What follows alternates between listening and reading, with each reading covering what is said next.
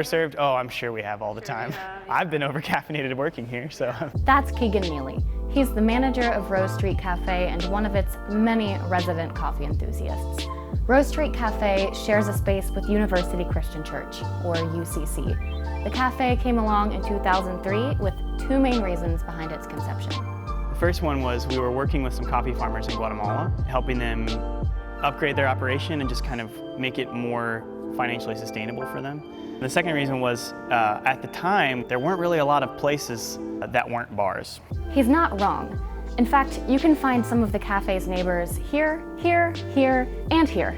But even though the cafe doesn't serve beer, one of their drinks kinda looks like one. If you thought regular cold brew was caffeinated enough, you have not tried nitro. So it's an iced coffee. It's lightly carbonated, and then we push it through a Guinness tap with nitrogen, so it comes out looking a lot like a Guinness. It's gonna have that cascading foam in it. Of course, nitro isn't the only thing they serve. You can get everything from a foamy latte to your classic cup of drip coffee, and every cup comes with a story.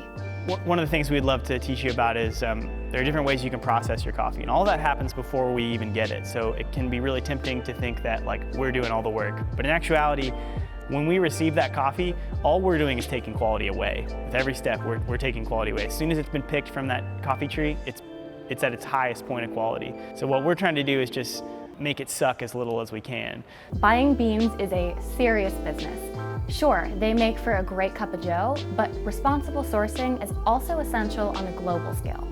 We do still maintain, through our roasting partner Deeper Roots Coffee, we do still have a direct trade relationship with that co-op. It's called the La Armonía Hermosa Cooperative. It's in Antigua, and Deeper Roots will buy 100% of what they grow every year, straight from them. Rohs Street Cafe also sources from places like Guatemala, Ethiopia, Ecuador, Sumatra, and Kenya, all places located in what we call the Bean Belt. It's a geographic region surrounding the equator where conditions are perfect for growing coffee beans. It's primarily grown by people we would consider to be impoverished, and a lot of them can't even make their living growing coffee. According to the Fair Trade Foundation, about 125 million people rely on coffee to make a living, and most coffee farmers live on less than $2 a day.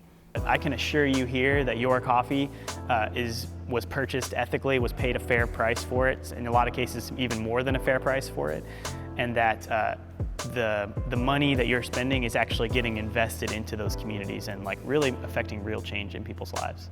In the 15 years since Rohs Street Cafe opened, they've helped foster community globally and right here in Clifton.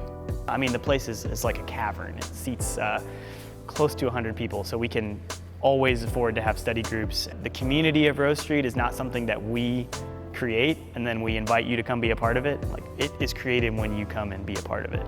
So whatever that turns out to be is what we want it to be.